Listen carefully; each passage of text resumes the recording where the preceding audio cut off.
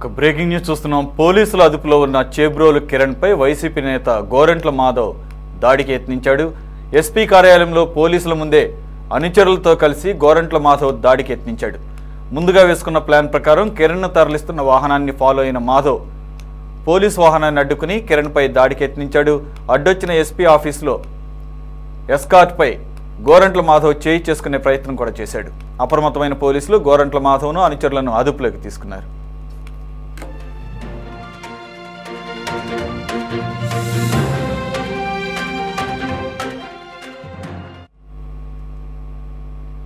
Right, మరిన్ని వివరాలు మా కరెస్పాండెంట్ గాలిబ్ అందిస్తారు.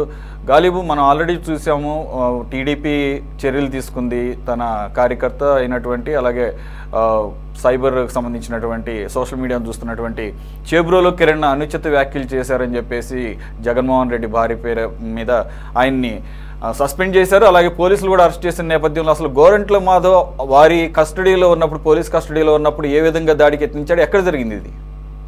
అంటే ఈ రోజు మధ్యాహ్నం ఇబ్రహీంపట్నంలోని గోరంట్ల ఏదైతే ప్రధానంగా భారతీరెడ్డి మీద దాడి అనుచిత వ్యాఖ్యలు చేసిన చేబ్రోలు కిరణ్ ను మంగళగిరి పోలీసులు అరెస్ట్ చేయడం జరిగింది. మంగళగిరికి సంబంధించిన టీడీపీ నేత ఫిర్యాదు మేరకు చేబ్రోలు కిరణ్ ను అదుపులోకి తీసుకున్నారు. ఇప్పటికే టీడీపీ అతని మీద సస్పెన్షన్ వేయడంతో పాటు చట్టపరంగా చర్యలు తీసుకోవాలంటూ కూడా సీఎం చంద్రబాబు ఆదేశాలు జారీ చేశారు. అయితే ఈ రోజు మధ్యాహ్నం ఇబ్రహీంపట్నం నుంచి మంగళగిరి పోలీస్ స్టేషన్ కి తరలించారు. మంగళగిరి పోలీస్ స్టేషన్ తరలించిన తర్వాత స్టేషన్ ఫార్మాలిటీస్ అన్ని పూర్తి చేసిన తర్వాత ఈ రోజు సాయంత్రం 6 గంటల ప్రాంతంలోని గుంటూరు ఎస్పీ ప్రెస్ మీట్ నిర్వహిస్తారు. ఈ ప్రెస్ మీట్ లోని మీడియా ముందుకు చేబ్రోలు కిరణ్ ని పోలీసులు తీసుకురాబోతున్నారు. ఆ తర్వాత కోర్టులో హాజరుపరిచేందుకు కూడా నిర్ణయం తీసుకోవడం జరిగింది. అయితే గుంటూరు అంటే ఏదైతే మంగళగిరి నుంచి గుంటూరు తరలించే క్రమంలో భాగంగా గుంటూరు దగ్గరగా ఉన్న ఎస్పీ కార్యాలయం దగ్గరికి వచ్చేసుకెళ్లే ఒక్కసారిగా మాజీ ఎంపీ గోరంట్ల మాధవ్ తన అనుచరులతోని వాహనాన్ని అడ్డుపెట్టారు పోలీస్ ఎస్కార్ట్. వెంటనే కిరణ్ మీద, చేబ్రోలు కిరణ్ మీద దాడికి పాల్పడే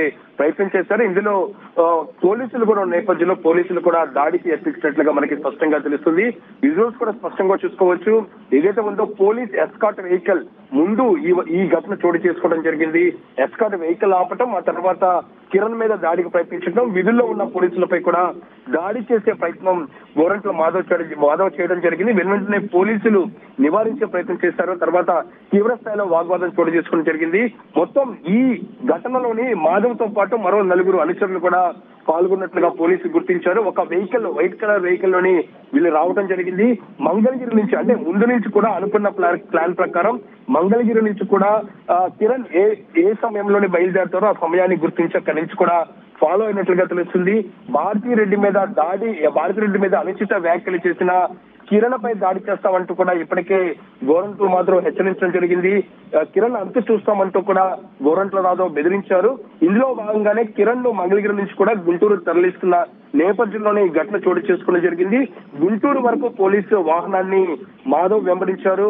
ఈ నేపథ్యంలోనే విధులకు ఈ మేరకు పోలీసులను అడ్డుకోవటం, పోలీసులపై దాడికి పాల్పడుతున్న నేపథ్యంలో విధులు అడ్డుకున్నారంటూ కూడా మాధవ్ను పోలీసులు అరెస్ట్ చేసి అక్కడి నుంచి తరలించింది. ఒక్కసారిగా పరిస్థితి ఉధృతంగా మారింది.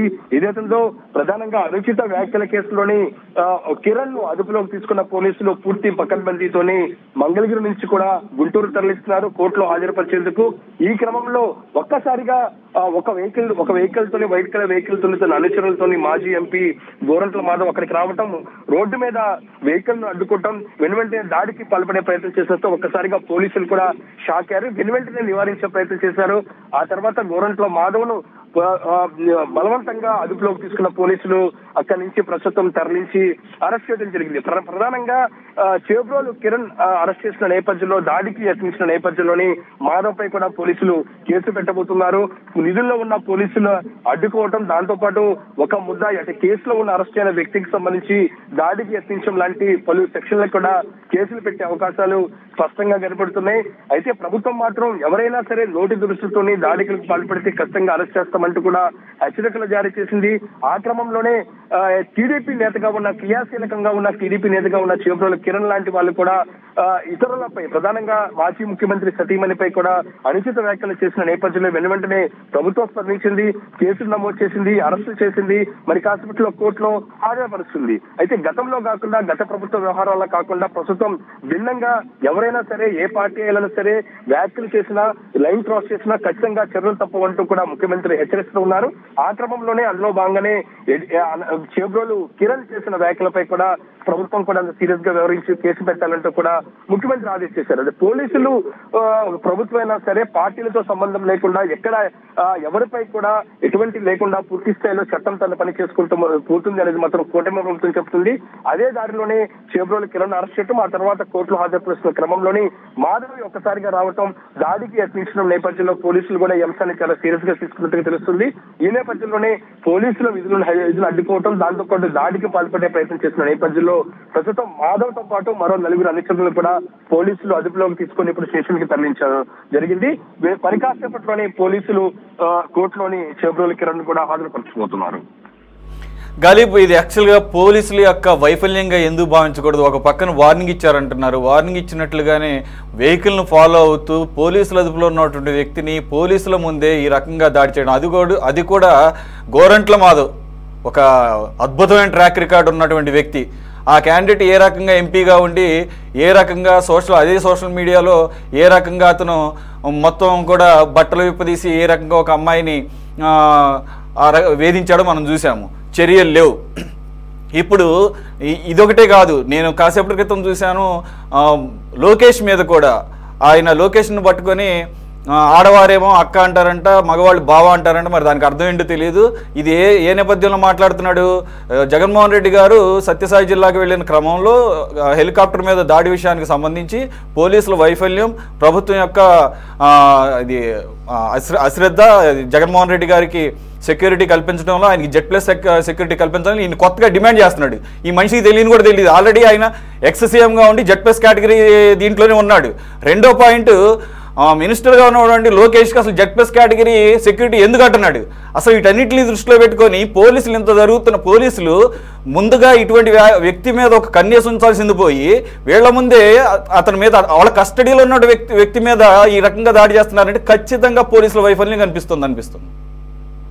ఖచ్చితంగా ఇందులో మనకున్న సమాచారం ఏంటంటే, ఇప్పుడు అందుతున్న సమాచారం చేబ్రోలు కిరణ్ ని కిడ్నాప్ చేసేందుకే వైసీపీ మాజీ ఎంపీ గోరంట్ల మాధవ్ వచ్చినట్లుగా తెలుస్తుంది. పోలీసులు కూడా అదే దారిలోనే ప్రస్తుతం విచారణ చేస్తున్నారు. అనుజులతో కలిసి జిల్లా పోలీసు కార్యాలయంలోకి లోపలికి చొచ్చుకెళ్ళినట్లుగా మనకి అందుతున్న సమాచారం. వెనువెంటనే అప్రమత్తమైన పోలీసులు ఏదైతే ఉందో కిరణ్ ను తీసుకుని వస్తున్న వెహికల్ మంగళగిరి నుంచి జిల్లా ఎస్పీ ఆఫీస్ కి వస్తున్న లోపలికి వచ్చిన వెంటనే వెహికల్ ఆగిన వెంటనే ఒక వైట్ కలర్ వెహికల్ లోని తన అనుచరులతో అక్కడికి వెళ్ళినట్టుగా తెలుస్తుంది. ఈ వైట్ కలర్ వెహికల్ లోనే అక్కడ లోపలికి వచ్చి ఈ దాడితో పాటు కిడ్నాప్ చేసే ప్రయత్నం చేశారు అనేది మాత్రం మనకు వినిపిస్తుందన్నమాట. అయితే పోలీసులు కూడా, ఎందుకంటే ఆ మాధవ్ ముందుగానే ప్రెస్ మీట్ లో చెప్పారు, ఖచ్చితంగా చర్యలు తప్పవని కూడా చెప్పిన నేపథ్యంలో పోలీసులు అప్రమత్తంగా ఉండాల్సిన పరిస్థితి ఉంది. ఎందుకంటే ఒక పోలీస్ కాన్వే ఒక వ్యక్తిని అరెస్ట్ చేసి తీసుకొస్తున్న నేపథ్యంలోని ఏ విధంగా ఎంత ధైర్యంతో వస్తారనే దానిపై కూడా సర్వత్రా విమర్శలు వస్తున్నాయి. మరోపక్క అనంతపురం జిల్లాలో ఇటీవల సత్యసాయి జిల్లాలో మాజీ ముఖ్యమంత్రి జగన్మోహన్ రెడ్డి పర్యటన నేపథ్యంలోని అక్కడ పోలీసులు వైఫల్యం చెందారు. అక్కడ హెలికాప్టర్ కు సంబంధించి కూడా భారీ మొత్తం జనం వచ్చారంటూ కూడా ఒక విమర్శలు చేస్తున్న పరిస్థితి ఇప్పుడు ప్రధానంగా వైసీపీ నుంచి వినిపిస్తున్నమాట. అదే పోలీసులతో పాటు మన ప్రభుత్వం కూడా ఏ విధంగా సెక్యూరిటీ ఏదైతే మాజీ ముఖ్యమంత్రిగా జెడ్ ప్లస్ సెక్యూరిటీ ఏ విధంగా అది ఇస్తున్న పరిస్థితి ఉంది. ఆ అంశానికి సంబంధించి కూడా కొంచెం లేకపోతే మీడియాతోని గోరంట్ల మాధవ్ మాట్లాడిన పరిస్థితి ఉంది. ఎందుకంటే గోరంట్ల మాధవ్ నోటి దురుసు ఎక్కువ, దాంతో పాటు ఏం మాట్లాడతారో కూడా తెలియని పరిస్థితి ఉంది. ఎందుకంటే గతంలోనే మనం చూసాము, గత ఏడాది నవంబర్ లోని ఒక మహిళ, ఒక బాధితురాలు, అత్యాచార బాధితురాలకు సంబంధించిన పేరును ప్రెస్ మీట్ లో ఆయన వెల్లడించారు. దీంతో కోకో చట్టం కింద ఇప్పటికే పోలీసులు విజయవాడకు సంబంధించిన సైబర్ క్రైమ్ పోలీసులకు నోటీసులు ఇచ్చారు. ఇటీవల విచారణకు కూడా వెచ్చి వెళ్ళిన పరిస్థితి ఉంది. అయితే మాధవ్ లాంటి వాళ్ళు ఒక ప్రజాప్రతినిధిగా ఉండి, ఒక మాజీ ఎంపీగా ఉంది, బాధ్యతాయుతంగా మాట్లాడిన అంశాలు మాట్లాడకుండా ఏదో సామాన్య ప్రజల్లాగా మాట్లాడటం కూడా తీవ్ర విమర్శలు వస్తున్న పరిస్థితి ఉంది. అయితే మాధవ్ వ్యవహారానికి సంబంధించి మాత్రం గుంటూరు జిల్లా పోలీసులు మాత్రం చాలా సీరియస్ గా వివరించబోతున్నారు. విధి నిర్వహణలో ఉంటాం, దాంతో పాటు అరెస్ట్ అయిన వ్యక్తి పైన దాడితో పాటు కిడ్నాప్ లాంటి ప్రయత్నం చేశారు, అనుచరులతో వచ్చి అనే దానిపై కూడా పోలీసు సీరియస్ గా తీసుకున్నట్టు తెలుస్తుంది. ప్రస్తుతం మాధవ్ తో పాటు ఆయన అనుచరులు మాత్రం పోలీసులు అరెస్ట్ చేయడం జరిగింది. Okay, thank you Ghalib.